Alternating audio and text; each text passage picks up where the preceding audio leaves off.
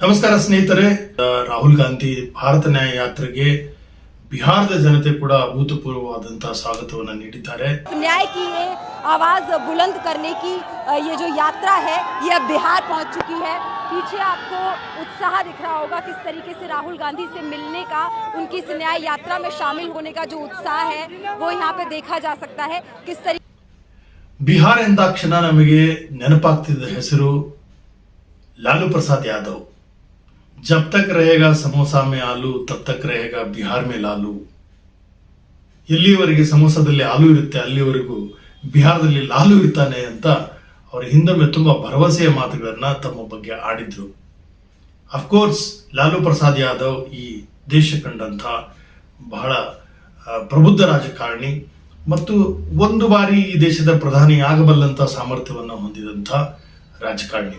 ಅವರ ಮೇವು ಹಗರಣದಂತ ಕೆಲವು ಹಗರಣಗಳು ಏನೇ ಇರಲಿ, ಲಾಲೂ ಪ್ರಸಾದ್ ಯಾದವ್ ಮಾತ್ರ ದೇಶದ ಜನತೆಯ ಮೇಲೆ ತಮ್ಮದೇ ಆದಂತಹ ಒಂದು ಪ್ರಭಾವವನ್ನ ಬೀರಿದ್ದಾರೆ ಮತ್ತು ಅವರು ಸಾಮರಸ್ಯ ಬದುಕಿಗೆ ಮತ್ತು ಜಾತ್ಯತೀತ ತತ್ವಕ್ಕೆ ಬದ್ಧರಾದಂಥವರು. ನೆನಪಿಸಿಕೊಳ್ಳಿ, ಬಾಬ್ರಿ ಮಸೀದಿ ಸಂಬಂಧಪಟ್ಟ ಹಾಗೆ आम इंसान का जान का भी कीमत है. हम अपने राज में मतलब दंगा फसाद को फैलने नहीं देंगे. जहां फैलाने का नाम लिया और जहां बवेला खड़ा करने का नाम लिया तो फिर हमारे साथ चाहे राज रहे या राज चला जाए, हम इस पर कोई समझौता ಆ करने वाले ಸಂದರ್ಭದಲ್ಲಿ नहीं.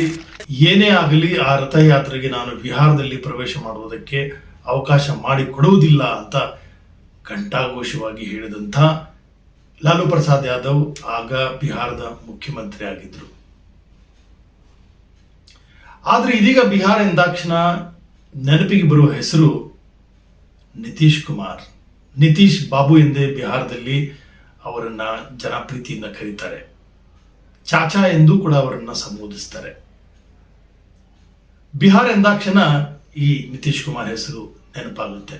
ಇತ್ತೀಚೆಗೆ ಅವರನ್ನ ಪಲ್ಟುರಾಮ್ ಎಂದೇ ಲೇವಡಿಗೊಳಪಡಿಸಲಾಗ್ತಾ ಇದೆ. ಯಾಕೆಂದ್ರೆ ಅವರ ರಾಜಕೀಯ ದಾವು ಪೇಚ್ ಯಾವಾಗ ಯಾವ ಸಂದರ್ಭದಲ್ಲಿ ಹೇಗೆ ವರ್ತಿಸುತ್ತೆ ಅನ್ನೋದನ್ನ ಯಾರೂ ಕೂಡ ಊಹಿಸಲಿಕ್ಕೆ ಸಾಧ್ಯವಿಲ್ಲ. ಆ ರೀತಿಯ ರಾಜಕೀಯ ಚತುರಗಾರಿಕೆಯನ್ನ ನಿತೀಶ್ ಕುಮಾರ್ ಅವರು ತಮ್ಮ ರಾಜಕೀಯ ಬದುಕಿನಲ್ಲಿ ಅಳವಡಿಸಿಕೊಂಡಿದ್ದಾರೆ. ಇಷ್ಟು ವಿಶ್ವಾಸದಿಂದ ಬೀಗುವ ನಿತೀಶ್ ಕುಮಾರ್ಗೆ ಇರುವ ಶಕ್ತಿ ಆದರೂ ಏನು? ನಿತೀಶ್ ಕುಮಾರ್ ಬಿಹಾರದಲ್ಲಿ ಒಬಿಸಿ ಪಾಲಿಟಿಕ್ಸ್ ನಲ್ಲಿ ತಮ್ಮ ಭದ್ರ ಸ್ಥಾನವನ್ನ ಕಂಡುಕೊಂಡಿದ್ದಾರೆ. ಅದರ್ ಬ್ಯಾಕ್ವರ್ಡ್ ಕಮ್ಯುನಿಟೀಸ್, ಹಿಂದುಳಿದ ವರ್ಗದ ನಡುವೆ ಅವರು ತಮ್ಮ ರಾಜಕೀಯ ಬದುಕನ್ನ ರೂಪಿಸಿಕೊಂಡಿದ್ದಾರೆ. ಹೇಗೆ ಅಂತಂದ್ರೆ, ಹಿಂದುಳಿದ ವರ್ಗದಲ್ಲೇ ಇರುವಂತಹ ಅತಿ ಹಿಂದುಳಿದ ವರ್ಗಗಳನ್ನ ಅವರು ಒಂದೆಡೆ ಸೇರಿಸಿ ಒಂದು ಸಮೀಕರಣವನ್ನ ರೂಪಿಸಿ ಅವರು ಸೋಷಿಯಲ್ ಇಂಜಿನಿಯರಿಂಗ್ ಮಾಡಿರೋ ರೀತಿ ಇದೆಯಲ್ಲ, ಬಿಹಾರದ ಕಡೆ ಎಲ್ಲರೂ ತಿರುಗಿ ನೋಡುವ ಹಾಗೆ ಮಾಡಿದ್ದಾರೆ. ಒಬಿಸಿಯಲ್ಲೇ ಕಡೆಗಣಿಸಲ್ಪಟ್ಟಂತಹ ಕೆಲವು ಹಿಂದುಳಿದ ವರ್ಗಗಳು, ಒಬಿಸಿಯಲ್ಲಿರುವಂತಹ ಯಾದವರು, ಕುರುಮಿ ಇತ್ಯಾದಿ ಪ್ರಬಲ ಜಾತಿಗಳನ್ನ ಹೊರತುಪಡಿಸಿದಂತಹ ಅನೇಕ ಅತಿ ಸಣ್ಣ ಜಾತಿಗಳು, ಅತಿ ಹಿಂದುಳಿದ ವರ್ಗಗಳು ಅದರಲ್ಲಿ ಇರೋದ್ರಿಂದ ಅವೆಲ್ಲವನ್ನು ಸೇರಿಸಿ ಅವರು ಒಂದು ತಮ್ಮದೇ ಆದಂತಹ ರಾಜಕೀಯ ಸಮೀಕರಣವನ್ನ ಮಾಡಿಕೊಂಡು ಆ ದಾಳವನ್ನೇ ಅವರು ತಮ್ಮ ಇಡೀ ರಾಜಕೀಯ ಬದುಕಿನುದ್ದಕ್ಕೂ ಬಳಸ್ಕೊಳ್ತಾ ಬಂದಿದ್ದಾರೆ. ಹೀಗಾಗಿ ನಿತೀಶ್ ಕುಮಾರ್ ಬಿಹಾರದಲ್ಲಿ ತಮ್ಮದೇ ಆದಂತಹ ಒಂದು ರಾಜಕೀಯ ಭದ್ರ ನೆಲೆಯನ್ನ ಕಂಡುಕೊಂಡಿದ್ದಾರೆ. ಅವ್ರು ಏನ್ ಮಾಡಿದ್ರು ಅದನ್ನ ಸ್ವಲ್ಪ ಸ್ಥೂಲವಾಗಿ ನೋಡೋಣ. ಪಂಚಾಯತ್ ರಾಜ್ ವ್ಯವಸ್ಥೆಯಲ್ಲಿ ಅವರು 50% ಮೀಸಲಾತಿಯನ್ನ ಜಾರಿಗೆ ತಂದರು. ಅದರಲ್ಲಿ ಅತಿ ಹಿಂದುಳಿದ ವರ್ಗಗಳಿಗೆ, ಇಬಿಸಿ ಎಕ್ಸ್ಟ್ರೀಮ್ಲಿ ಬ್ಯಾಕ್ವರ್ಡ್ ಕಮ್ಯುನಿಟೀಸ್ಗೆ 20% ಮೀಸಲಾತಿಯನ್ನ ನೀಡಿದರು. ಇದರಿಂದ ಏನಾಯ್ತು ಅಂತಂದ್ರೆ, ಸ್ಥಳೀಯ ಸಂಸ್ಥೆಗಳಲ್ಲಿ ಅಂದ್ರೆ ಪಂಚಾಯತ್, ತಾಲೂಕ್ ಪಂಚಾಯತ್, ಜಿಲ್ಲಾ ಪರಿಷತ್ಗಳಲ್ಲಿ ಎಕ್ಸ್ಟ್ರೀಮ್ಲಿ ಬ್ಯಾಕ್ವರ್ಡ್ ಕಮ್ಯುನಿಟೀಸ್ ಅಂದ್ರೆ ಅತಿ ಹಿಂದುಳಿದ ವರ್ಗಗಳಿಗೆ ಒಂದು ಅವಕಾಶ ನೀಡುವಂತ ಸಾಧ್ಯತೆಯನ್ನ ಅವರು ರೂಪಿಸಿಕೊಂಡ್ರು. ಇದರಿಂದಾಗಿ ಈ ಸ್ಥಳೀಯ ಸಂಸ್ಥೆಗಳಲ್ಲಿ ಅತಿ ಹಿಂದುಳಿದ ವರ್ಗದ ಸದಸ್ಯರ ಸಂಖ್ಯೆ ಜಾಸ್ತಿ ಆಯಿತು. ಇದು ನಿತೀಶ್ ಕುಮಾರ್ ಅವರಿಗೆ ಒಂದು ರಾಜಕೀಯ ಭದ್ರ ಬುನಾದಿಯನ್ನ ಹಾಕಿಕೊಟ್ಟಿತ್ತು. ನ್ಯಾಯಾಂಗ ಸೇವೆಯಲ್ಲಿ 50% ಮೀಸಲಾತಿಯನ್ನ ಅವರು ಜಾರಿಗೊಳಿಸಿದ್ರು. ಇದರಲ್ಲಿ ಎಕ್ಸ್ಟ್ರೀಮ್ಲಿ ಬ್ಯಾಕ್ವರ್ಡ್ ಕಮ್ಯುನಿಟೀಸ್ ಅಂದರೆ ಅತಿ ಹಿಂದುಳಿದ ವರ್ಗದವರಿಗೆ 21% ಮೀಸಲಾತಿಯನ್ನ ನೀಡಿದರು. ಅದರ್ ಬ್ಯಾಕ್ವರ್ಡ್ ಕಮ್ಯುನಿಟೀಸ್ ಅಂದರೆ ಹಿಂದುಳಿದ ವರ್ಗದವರಿಗೆ 12% ಮತ್ತು SC/STಗೆ 16% ಮೀಸಲಾತಿಯನ್ನ ಅವರು ನೀಡಿದರು. ಇದರಿಂದಾಗಿ ಅತಿ ಹಿಂದುಳಿದ ವರ್ಗ ಮತ್ತು ದಲಿತರಿಗೆ ಸೂಕ್ತವಾದ ಪ್ರಾತಿನಿಧ್ಯವನ್ನು ಕಲ್ಪಿಸುವುದಕ್ಕೆ ಅವರಿಗೆ ಸಾಧ್ಯವಾಯಿತು.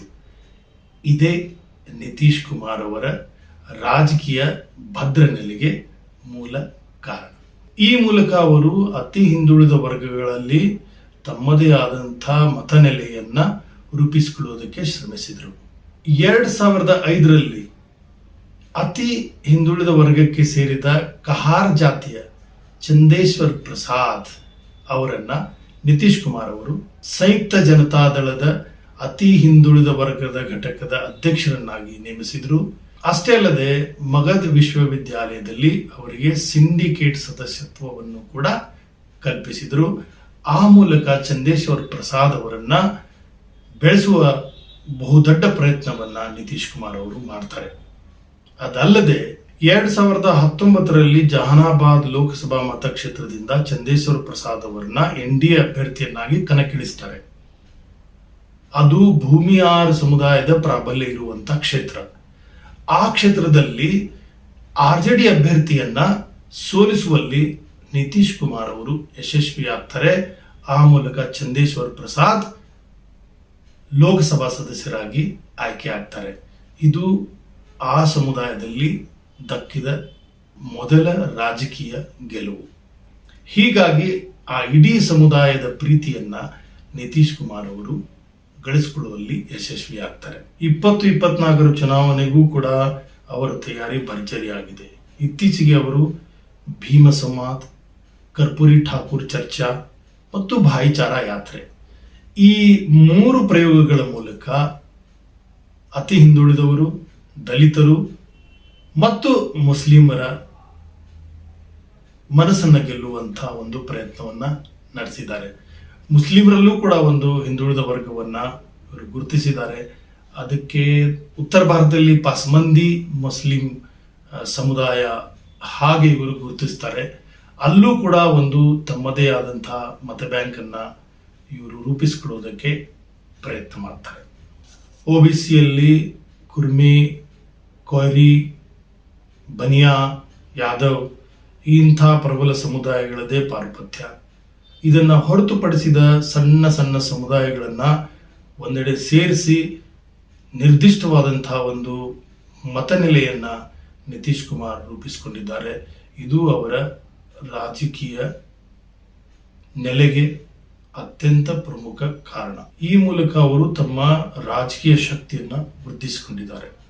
ಸ್ವಲ್ಪ ಅವರ ರಾಜಕೀಯ ಏಳು ಬೀಳುಗಳ ಕಡೆ ಗಮನ ಹರಿಸೋಣ. ಇತಿಹಾಸದಲ್ಲಿ 9 ಬಾರಿ ಮುಖ್ಯಮಂತ್ರಿಯಾಗಿ ಅವರು ಪ್ರಮಾಣ ವಚನವನ್ನ ಸ್ವೀಕಾರ ಮಾಡಿದ್ದಾರೆ. 85ರಲ್ಲಿ ಹೇಮಾತ್ ವಿಧಾನಸಭಾ ಕ್ಷೇತ್ರದ ಮೂಲಕ ಅವರು ಚುನಾವಣೆ ಕಣಕ್ಕಿಳಿದು ಪ್ರಥಮ ಬಾರಿಗೆ ಶಾಸಕರಾಗಿ ಆಯ್ಕೆ ಆಗ್ತಾರೆ. 94ರಲ್ಲಿ ಸಮಾಜವಾದಿ ಜಾರ್ಜ್ ಫರ್ನಾಂಡಿಸ್ ಜೊತೆ ಸೇರಿ ಸಮತಾ ಪಾರ್ಟಿಯನ್ನ ಇವರು ರೂಪಿಸಿಕೊಳ್ತಾರೆ. 90ರ ದಶಕದಲ್ಲಿ ಜನತಾದಳ ಇಬ್ಬಾಗ ಆಗುತ್ತೆ. 97ರಲ್ಲಿ ಲಾಲು ಪ್ರಸಾದ್ ಯಾದವ್ ರಾಷ್ಟ್ರೀಯ ಜನತಾದಳ ರೂಪಿಸಿಕೊಳ್ತಾರೆ. ಹೀಗಾಗಿ ಮೂಲ ಜನತಾದಳದಲ್ಲಿ ಶರದ್ ಯಾದವ್ ಮತ್ತು ರಾಮ್ ವಿಲಾಸ್ ಪಾಸ್ವಾನ್ ಮಾತ್ರ ಉಳಿದುಕೊಳ್ತಾರೆ. 1996ರಲ್ಲಿ ರಾಮ್ ವಿಲಾಸ್ ಪಾಸ್ವಾನ್ ನ್ಯಾಷನಲ್ ಫ್ರಂಟ್ ಸೇರಿ ಕೇಂದ್ರ ರೈಲ್ವೆ ಸಚಿವರಾಗಿ ಅಧಿಕಾರ ಹಿಡಿತಾರೆ. ಆ ಮೂಲಕ ಲೋಕಸಭೆಯ ನಾಯಕರಾಗಿಯೂ ಅವರು ಆಯ್ಕೆ ಆಗ್ತಾರೆ. ಹೀಗಾಗಿ ರಾಮ್ ವಿಲಾಸ್ ಪಾಸ್ವಾನ್ ಉತ್ತರ ಭಾರತದಲ್ಲಿ, ಅದರಲ್ಲೂ ವಿಶೇಷವಾಗಿ ದಲಿತರಲ್ಲಿ ಪ್ರಮುಖ ನಾಯಕರಾಗಿ ಹೊರಹೊಮ್ಮುತ್ತಾರೆ. ಆ ನಂತರದಲ್ಲಿ ಸಮತಾ ಪಾರ್ಟಿ ಮತ್ತು ಜನತಾದಳ ಒಂದಾಗಿ ಸಂಯುಕ್ತ ಜನತಾದಳ ರೂಪುಗೊಳ್ಳುತ್ತೆ. 1999ರಲ್ಲಿ ನಡೆದ ವಿಧಾನಸಭಾ ಚುನಾವಣೆಯಲ್ಲಿ ಆ ಸಂದರ್ಭದಲ್ಲಿ ರೂಪುಗೊಂಡಂತಹ NDAನಲ್ಲಿ JDO NDA ಅಲೈನ್ಸ್ಗೆ 151 ಸ್ಥಾನಗಳು ದಕ್ಕಿದ್ರೆ ರಾಷ್ಟ್ರೀಯ ಜನತಾದಳಕ್ಕೆ 159 ಸ್ಥಾನಗಳು ದಕ್ಕಿರ್ತವೆ. ಬಟ್ ಆ ಸಂದರ್ಭದಲ್ಲಿ ಆದಂತಹ ರಾಜಕೀಯ ಬೆಳವಣಿಗೆಯಲ್ಲಿ ಕೇವಲ ಕಡಿಮೆ ಅವಧಿಗೆ ಅಂದರೆ 7 ದಿನಗಳ ಕಾಲ ಮಾತ್ರ ನಿತೀಶ್ ಕುಮಾರ್ ಅವರು ಮುಖ್ಯಮಂತ್ರಿಯಾಗಿ ಅಧಿಕಾರವನ್ನು ನಿರ್ವಹಿಸ್ತಾರೆ. ಅದು ಅವರು ಮೊದಲ ಬಾರಿಗೆ ಮುಖ್ಯಮಂತ್ರಿಯಾಗಿ ನಿರ್ವಹಿಸಿದಂಥ ಅವಧಿ ಕೇವಲ 7 ದಿನಗಳು. ಮುಂದೆ 2005ರಿಂದ 2010ರವರೆಗೆ ಬಿಹಾರದ ಮುಖ್ಯಮಂತ್ರಿಯಾಗಿ ಪೂರ್ಣಾವಧಿಗೆ ಕಾರ್ಯನಿರ್ವಹಿಸ್ತಾರೆ. ಹೆಣ್ಮಕ್ಕಳಿಗೆ ಬೈಸಿಕಲ್ ವಿತರಣೆ ಮತ್ತು ಮಿಡ್ ಡೇ ಮೀಲ್ನಿಂದಾಗಿ ತುಂಬ ಜನಪ್ರಿಯ ಆದಂಥ ನಿತೀಶ್ ಕುಮಾರ್ ಅವರು 2010ರಿಂದ 2014ರಲ್ಲಿ ಮತ್ತೆ ಮುಖ್ಯಮಂತ್ರಿಯಾಗಿ ಕಾರ್ಯನಿರ್ವಹಿಸ್ತಾರೆ. ಆ ಸಂದರ್ಭದಲ್ಲಿ ನಡೆದ ಚುನಾವಣೆಯಲ್ಲಿ NDA ಮೈತ್ರಿಕೂಟಕ್ಕೆ ಸುಮಾರು 206 ಸ್ಥಾನಗಳು ಲಭಿಸಿತ್ತು. RJD ಕೇವಲ 22 ಸ್ಥಾನಗಳನ್ನು ಗಳಿಸಿಕೊಂಡಿತ್ತು. ಆದರೆ 2014ರಲ್ಲಿ ನಡೆದಂತಹ ಲೋಕಸಭೆ ಚುನಾವಣೆಯಲ್ಲಿ JDU ಕೇವಲ 7 ಸ್ಥಾನಗಳನ್ನು ಮಾತ್ರ ಪಡೆಯುವಲ್ಲಿ ಯಶಸ್ವಿಯಾಗುತ್ತೆ. 2014ರಲ್ಲಿ ಮೋದಿಯವರನ್ನ ಪ್ರಧಾನಮಂತ್ರಿ ಅಭ್ಯರ್ಥಿಯನ್ನಾಗಿಸಿದ್ದನ್ನ ನಿತೀಶ್ ಕುಮಾರ್ ಅವರು ವಿರೋಧಿಸ್ತಾರೆ. ಆ ಸಂದರ್ಭದಲ್ಲೂ ಕೂಡ ಅವರು ಲೋಕಸಭೆ ಚುನಾವಣೆಯಲ್ಲಿ ಹೀನಾಯ ಸೋಲು ಕಂಡಿದ್ದರಿಂದಾಗಿ ನೈತಿಕ ಹೊಣೆ ಹೊತ್ತು ಮುಖ್ಯಮಂತ್ರಿ ಸ್ಥಾನಕ್ಕೆ ರಾಜೀನಾಮೆಯನ್ನು ನೀಡ್ತಾರೆ. 2015ರಲ್ಲಿ ಒಂದು ಮಹತ್ತರವಾದಂತಹ ರಾಜಕೀಯ ಬೆಳವಣಿಗೆ ನಡೆಯುತ್ತೆ. ಲಾಲು ಪ್ರಸಾದ್ ಯಾದವ್ ನೇತೃತ್ವದ ರಾಷ್ಟ್ರೀಯ ಜನತಾದಳ, ಕಾಂಗ್ರೆಸ್ ಮತ್ತಿತರ ಪಕ್ಷಗಳು ಸೇರಿ ಒಂದು ಮಹಾಗಠಬಂಧನ್ ರೂಪಿಸಿಕೊಳ್ತವೆ. ನಿತೀಶ್ ಕುಮಾರ್ ಅವರು ಕೂಡ ಮಹಾಗಠಬಂಧನ್ ಸೇರಿಕೊಳ್ತಾರೆ. ಆಗ ನಡೆದ ವಿಧಾನಸಭೆ ಚುನಾವಣೆಯಲ್ಲಿ ಮಹಾಗಠಬಂಧನ್ ಭರ್ಜರಿ ವಿಜಯ ಸಾಧಿಸುತ್ತೆ. 2015ರಿಂದ 2017ರ ಅವಧಿಯಲ್ಲೂ ಕೂಡ ನಿತೀಶ್ ಕುಮಾರ್ ಮುಖ್ಯಮಂತ್ರಿಯಾಗಿ ಅಧಿಕಾರ ವಹಿಸಿಕೊಳ್ತಾರೆ. ರಾಷ್ಟ್ರೀಯ ಜನತಾದಳದ ತೇಜಸ್ವಿ ಯಾದವ್ ಉಪಮುಖ್ಯಮಂತ್ರಿಯಾಗಿ ಅವರ ಸಂಪುಟವನ್ನು ಸೇರಿಕೊಳ್ತಾರೆ. ಮುಂದೆ ಭ್ರಷ್ಟಾಚಾರ, ಹಗರಣ ಇತ್ಯಾದಿ ಆರೋಪಗಳ ಹಿನ್ನೆಲೆಯಲ್ಲಿ ತೇಜಸ್ವಿ ಯಾದವ್ ಅವರನ್ನ ಸಚಿವ ಸಂಪುಟದಿಂದ ತೆಗೆದುಹಾಕುವ ತೀರ್ಮಾನಕ್ಕೆ ನಿತೀಶ್ ಕುಮಾರ್ ಬರ್ತಾರೆ. ತೇಜಸ್ವಿ ಯಾದವ್ ರಾಜೀನಾಮೆ ನೀಡಬೇಕು ಅಂತ ಒತ್ತಾಯಿಸ್ತಾರೆ. ಆದರೆ ತೇಜಸ್ವಿ ಯಾದವ್ ರಾಜೀನಾಮೆ ನೀಡುವುದಿಲ್ಲ ಎಂದು ಪಟ್ಟು ಹಿಡಿತಾರೆ. ಆನಂತರ ಮತ್ತೆ NDA ಸೇರಿಕೊಳ್ಳುವಂತಹ ನಿತೀಶ್ ಕುಮಾರ್ 2017ರಿಂದ 2020ರವರೆಗೆ ಮತ್ತೆ ಮುಖ್ಯಮಂತ್ರಿಯಾಗಿ ಮುಂದುವರಿತಾರೆ. ಆದರೆ 2020ರಷ್ಟೊತ್ತಿಗೆ ನಿತೀಶ್ ಕುಮಾರ್ ಮತ್ತೆ ಮಹಾಗಠಬಂಧನ್ಗೆ ವಾಪಸ್ ಆಗ್ತಾರೆ. ಮತ್ತೆ ಮುಖ್ಯಮಂತ್ರಿಯಾಗಿ ಅವರು ಅಧಿಕಾರ ಹಿಡಿತಾರೆ. ಲೋಕಸಭೆ ಚುನಾವಣೆ ತಯಾರಿ ಹಿನ್ನೆಲೆಯಲ್ಲಿ ನಿತೀಶ್ ಕುಮಾರ್ ಅವರು ಮಹಾಗಠಬಂಧನ್ ತೊರೆದು ಮತ್ತೆ NDA ಕೈ ಹಿಡಿತಾರೆ. ಈ ಬಾರಿ ಅವರು 9ನೇ ಬಾರಿಗೆ ಮುಖ್ಯಮಂತ್ರಿಯಾಗಿ ಅಧಿಕಾರ ಹಿಡಿತಾರೆ. ಇದು ಒಂದು ದಾಖಲೆ. ಹೀಗೆ ನಿತೀಶ್ ಕುಮಾರ್ ಅವರ ರಾಜಕೀಯ ವರಸೆ ಕಾಲದಿಂದ ಕಾಲಕ್ಕೆ ತಮ್ಮದೇ ಶೈಲಿಯಲ್ಲಿ ಅವರು ಅಧಿಕಾರ ಹಿಡಿಯೋದು ಮತ್ತು ಅಧಿಕಾರದಿಂದ ಹೊರಗೆ ಬರೋದು, ಹೀಗೆ ತಮ್ಮ ರಾಜಕೀಯ ವರಸೆಯಿಂದಾಗಿ ದೇಶದ ಗಮನ ಸೆಳೆಯುವ ನಿತೀಶ್ ಕುಮಾರ್ ಅವರು ಪಲ್ಟು ರಾಮ್ ಎಂದೇ ಹೆಸರಾಗಿದ್ದಾರೆ. ಅವರು ಯಾವ ಸಂದರ್ಭದಲ್ಲಿ ಯಾವ ಪಕ್ಷದ ಜೊತೆ ಸೇರ್ತಾರೆ, ಯಾವ ಮೈತ್ರಿಕೂಟದ ಜೊತೆ ಹೋಗ್ತಾರೆ, ಯಾವ ಮೈತ್ರಿಕೂಟದಿಂದ ಯಾವಾಗ ಹೊರಗೆ ಬರ್ತಾರೆ ಅನ್ನೋದನ್ನ ಯಾರಿಗೂ ಕೂಡ ಊಹಿಸಲಿಕ್ಕೆ ಸಾಧ್ಯವಾಗುವುದಿಲ್ಲ. ಅಂಥ ಒಂದು ಪರಿಣಾಮಕಾರಿಯಾದಂತಹ ದಾವಪೇಚನ್ನು ಅವರು ರಾಜಕೀಯ ರಂಗದಲ್ಲಿ ಕಂಡುಕೊಂಡಿದ್ದಾರೆ. ಬಹುಶಃ ದೇಶದ ಇತಿಹಾಸದಲ್ಲಿಯೇ ಈ ರೀತಿಯ ರಾಜಕೀಯ ದಾವಪೇಚನ್ನ ಇಟ್ಟುಕೊಂಡು ರಾಜಕಾರಣ ಮಾಡುವಂಥ ಮತ್ತೊಬ್ಬ ರಾಜಕಾರಣಿ ಕಾಣಿಸುವುದಿಲ್ಲ. ಲಾಲು ಪ್ರಸಾದ್ ಯಾದವ್ ಜೊತೆ ಅದೆಷ್ಟೇ ಸೌಹಾರ್ದ ಸಂಬಂಧ ಇಟ್ಟುಕೊಂಡ್ರು ಮತ್ತು ಲಾಲು ಪ್ರಸಾದ್ ಯಾದವ್ ಅವರ ಮಕ್ಕಳು ಅವರನ್ನ ಚಾಚಾ ಅಂದರೆ ಚಿಕ್ಕಪ್ಪ ಆ ಅರ್ಥದಲ್ಲೂ ಕೂಡ ಅವರನ್ನ ಗೌರವಿಸುವ ನಡುವೆ ಕೂಡ ನಿತೀಶ್ ಕುಮಾರ್ ಅವರು ಮಹಾಗಠಬಂಧನ್ ತೊರೆದು ಮತ್ತೆ NDA ಜೊತೆ ಹೋಗ್ತಾರೆ.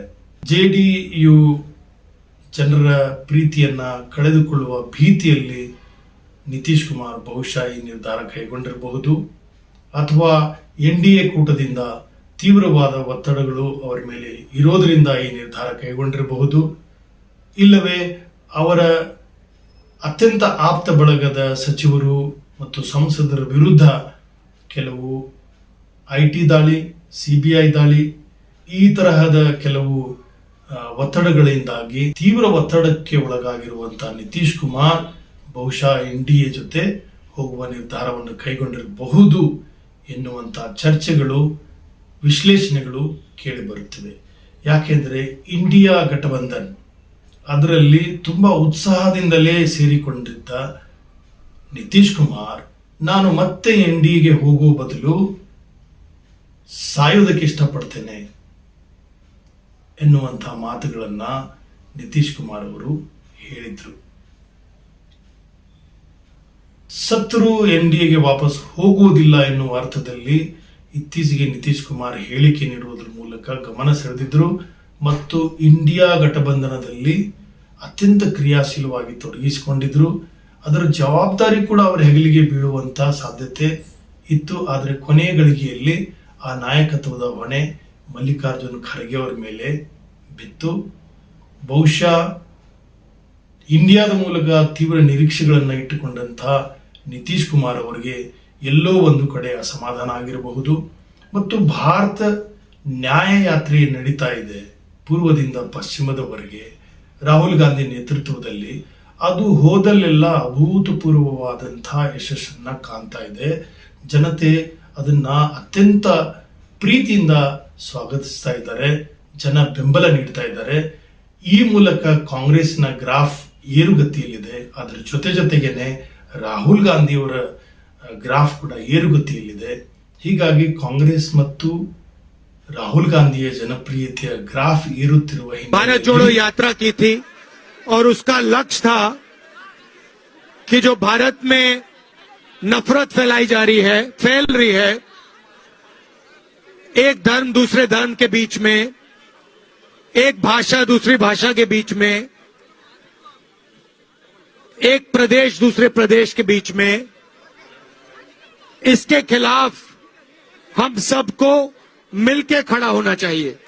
आप सहमत हैं इससे कि देश को नफरत से, हिंसा से फायदा नहीं होता है?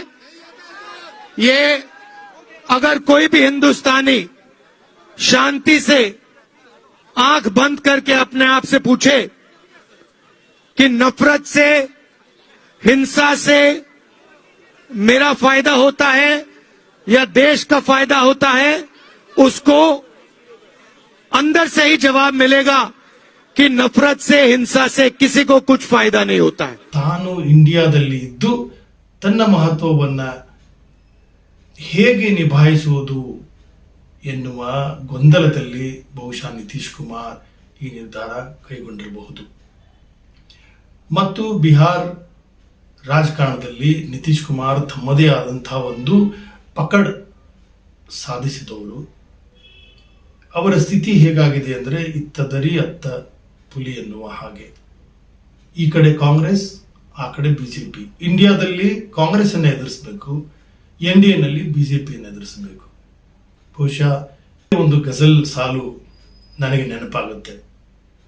ಮೈ ಕಹಾ ಜಾऊं ಹೋತಾ ನಹೀ ಹೈ ಫೈಸಲಾ, ಮೈ ಕಹಾ ಜಾऊं ಹೋತಾ ನಹೀ ಹೈ ಫೈಸಲಾ, इस तरफ उसका घर उस तरफ मैं गधा.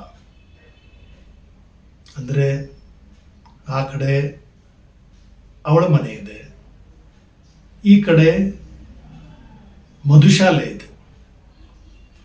ಎಲ್ಲಿ ಹೋಗಬೇಕು ಅನ್ನೋದು ನನಗೆ ಇತ್ಯರ್ಥ ಆಗ್ತಾ ಇಲ್ಲ.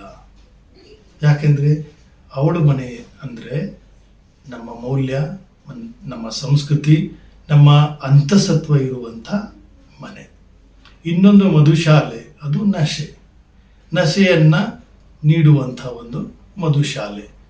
ಅಂದರೆ ಇದನ್ನು ನೀವು ಅಧಿಕಾರದ ನಶೆಯಿಂದಲೂ ಭಾವಿಸಬಹುದು. ತಮ್ಮ ಮೂಲಸತ್ವವಾಗಿರುವಂಥ ಸಮಾಜವಾದದ ಕಡೆ ಹೋಗ್ಬೇಕಾ, ಜನಪರವಾದ ನಿಲುವಿನತ್ತ ಹೋಗ್ಬೇಕಾ, ಇಲ್ಲ ಕೇವಲ ಅಧಿಕಾರದ ನಶೆಯನ್ನ ನೀಡುವಂಥ ಈ ಅಧಿಕಾರದ ನಶೆಯ ಕಡೆಗೆ ಹೋಗ್ಬೇಕಾ ಎನ್ನುವ ಗೊಂದಲದಲ್ಲಿ ನಿತೀಶ್ ಕುಮಾರ್ ಇದ್ದಾರೆ. ಕಡೆಗೂ ಒಂದು ನಿರ್ಧಾರ ಮಾಡಿದಂಥ ನಿತೀಶ್ ಕುಮಾರ್ ಅಧಿಕಾರದ ನಶೆಯತ್ತಲೇ ಹೋಗುವ ತೀರ್ಮಾನ ಕೈಗೊಂಡಿದ್ದನ್ನ ಈಗಿನ ಅವರ ನಿರ್ಧಾರ ಧ್ವನಿಸುತ್ತದೆ. ಮತ್ತೆ ಮುಂದಿನ ರಾಜಕೀಯ ಬೆಳವಣಿಗೆಗಳು ಏನೂ ಆಗಬಹುದು. ಆ ಸಂದರ್ಭದಲ್ಲಿ ಈ ಪಲ್ಟುರಾಮ್ ಯಾವ ನಿರ್ಧಾರ ಕೈಗೊಳ್ಳುತ್ತಾರೆ ಅನ್ನೋದು ಕುತೂಹಲಕರ. ಸ್ನೇಹಿತರೆ, ಇವತ್ತು ಇಷ್ಟೇ. ಮತ್ತೆ ಮುಂದಿನ ವಿಡಿಯೋದಲ್ಲಿ ಭೇಟಿಯಾಗೋಣ. ಭಾರತ ನ್ಯಾಯ ಯಾತ್ರೆ ನೆಪವಾಗಿಟ್ಟುಕೊಂಡು ಅದು ಹೋದಲ್ಲೆಲ್ಲ ಯಾವ ರಾಜ್ಯದಲ್ಲಿ ಅದು ಪ್ರವೇಶ ಮಾಡುತ್ತೆ ಆ ರಾಜ್ಯದ ರಾಜಕೀಯ ಸ್ಥಿತಿಗತಿಗಳನ್ನು, ಒಟ್ಟಾರೆ ಅದು ದೇಶದ ರಾಜಕೀಯ ಮೇಲೆ ಬೀರುವಂಥ ಪರಿಣಾಮದ ಬಗ್ಗೆ ಒಂದು ಸಣ್ಣ ಮಟ್ಟದ ಚರ್ಚೆ ಮಾಡೋಣ. ಎಂದಿನಂತೆ ನೀವು ನಮ್ಮ ಜೊತೆಗಿರಿ. ನಮ್ಮ ವಿಡಿಯೋ ಇಷ್ಟ ಆದರೆ ಲೈಕ್ ಮಾಡಿ, ಶೇರ್ ಮಾಡಿ, ಸಾಧ್ಯವಾದರೆ ತನು ಮನ ಧನದಿಂದ ನಮ್ಮನ್ನು ಪ್ರೋತ್ಸಾಹಿಸಿ, ಬೆಂಬಲಿಸಿ, ನಮ್ಮ ಜೊತೆ ಇರಿ. ನಮಸ್ಕಾರ.